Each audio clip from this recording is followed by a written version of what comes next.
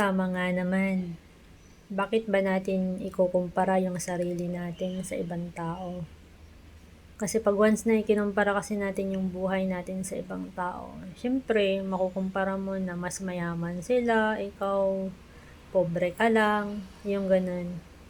Pero how about tingnan natin yung sarili natin, kung ano na yung binago ni Lord ngayon kaysa sa noon.